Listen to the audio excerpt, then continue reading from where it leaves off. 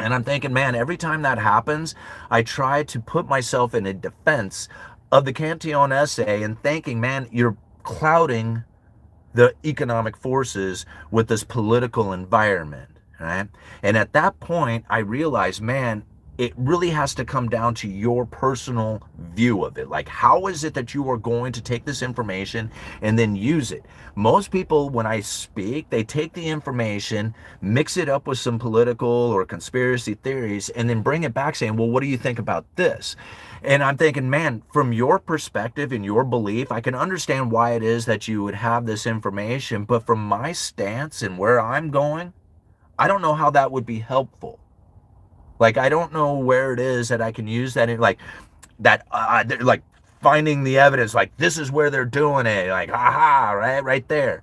And I'm thinking, but is that going to change anything about, like, you discovered how it is that they manipulate a system or whatever, and you don't like it, and you wish it wasn't that way, and you want to show people how it is that they are manipulating the system, and then ask me, like, what is it that we need to do about it? And I'm thinking, I don't know, man, because I don't know what it is that you're going to do about that particular situation, considering you found the evidence of it. Now, I can then take the information and realize what it is that I need to do from my own personal standpoint, but that might be different from what it is that you're going to do.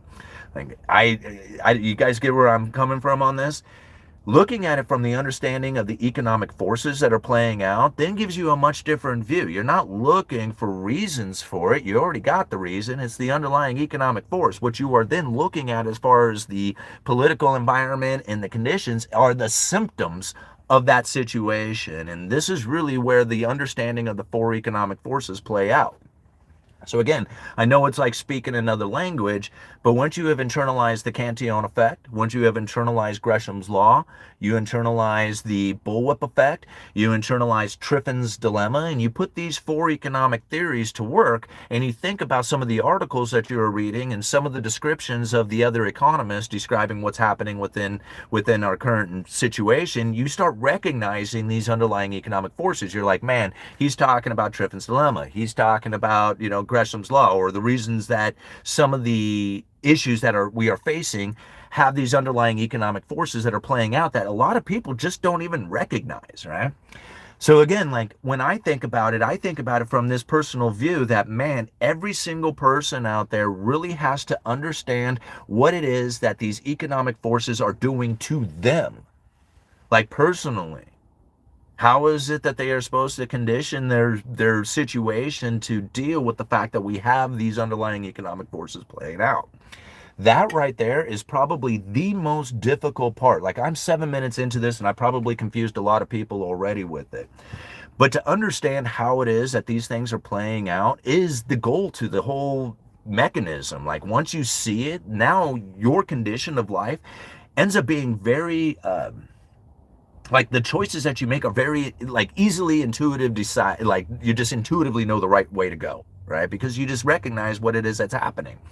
So when I think about that and I think about what it is that this information can share out there for the people, I have to tell them, man, things are never going to be the same again. They're not. There's just no way they can be.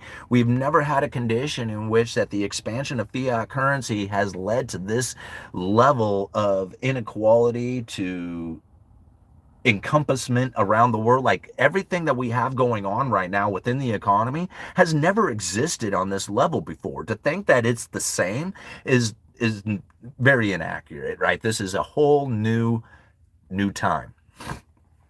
Now, ever evolving. And this is the part where I think a lot of times it gets so confusing for the average everyday person, is that right about the time they start to understand a particular situation, it evolves into something different, and they realize that it had evolved, and they don't know what this evolution means or why it's evolving. So here they had, like, maybe this understanding of the Federal Reserve and how the Federal Reserve would lower interest rates, and then people would go out there and work, and that extra work that was happening would create inflationary pressures. And this seems very logical to a lot of people out there. Like, why wouldn't that be the case? So again, like, as I try to share the information, it starts turning into this foreign language. But the language that these people are speaking is something of an old, archaic way of looking at it. There is a whole new way. Highlight button. Okay, thank you, sir. I really appreciate that. Let me go and